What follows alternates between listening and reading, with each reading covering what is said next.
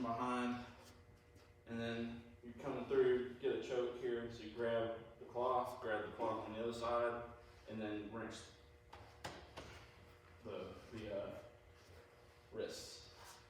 So you kind of bring the arm around at the same time, so that you can get the connection here quick. You grab onto the cloth, and then you cinch the forward hand, bring the wrist to you, other hand bring the wrist away from you. And it basically closes the space. So this is an old style Senkaku Jime triangle choke. So boom, grabbing, which is hard when the gi is tight, and then it doesn't take much.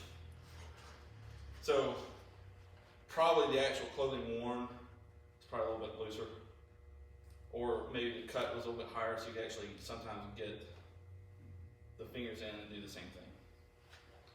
So practice the attack a couple times.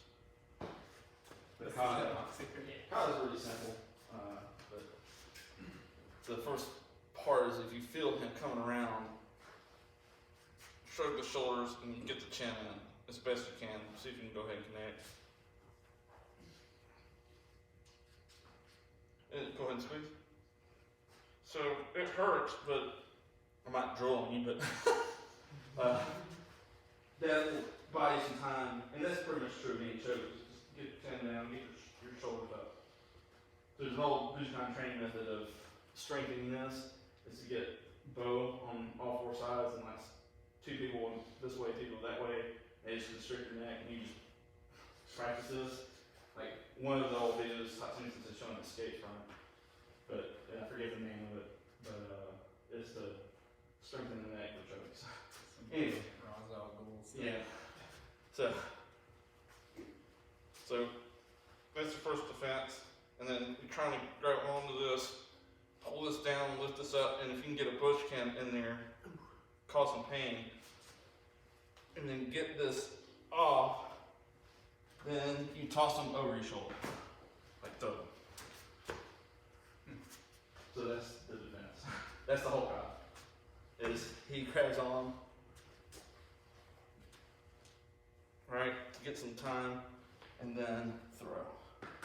Depending on how you catch it early, you might get it this way, get it cinched up, and then actually break the arm as you throw.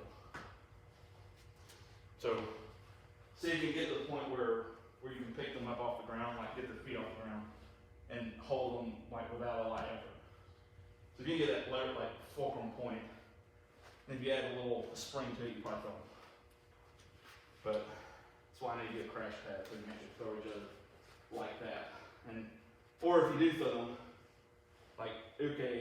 communicate how when you do the throw, okay, take it easy, hold their arms so that they can land their feet and pancake out. Instead of just, try Ketsumyaku. So, anyway, my feeling pull me back so the energy is that way. So if the energy is that way, like doing the standard, this doesn't really work so well. Just bringing it down like we did in the basic.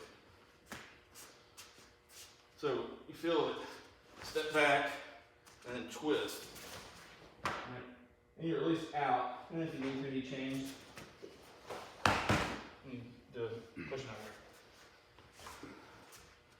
Okay.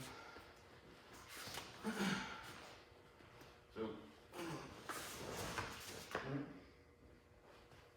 sure. Reaction, do that. Like you're not dragging. Okay. So here, trying to hold or restrain or whatever. And throw that one. It's good, man. So here, still trying to get the airway free. Step behind, deep. Then use your elbow as you stand. Okay, try that. So, raise, and you swing again here, but then feel where his feet are, right? And then drop. So, grab. and then guard against him mounting. The elbow's on purpose. Yeah. So maybe like you get in there and you do it with some force, you might hit their head.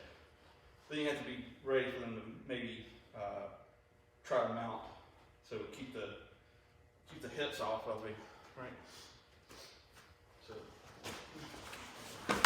there. Then keep the hips by the leg off of you. And you can get your own position. And maybe it's an intentional throw, but also maybe when you went to step back, your foot slipped. Yeah. And so then you just do a kemi and take a move. Or, you have to be really good for this, but there are like steps behind you, or something raised off the ground behind you, or a table or something, and you know it, you know the distance. You do this and he bites his head on the table on the way down. So like, that's, I guess, like a hard part of training in the dojo is you forget the context that you're fighting in a place. So like, it's probably why it's important not to have a preference of range, because you don't know where you're going to get attacked, what the environment's like. So if it's like a crowded room or a small room, that kind of negates a lot of long-range striking stuff. You just don't have the space. So then you go into like community, which is why I like some of these basics of going and getting to the back, because maybe you don't even have the space to do like a throw like this.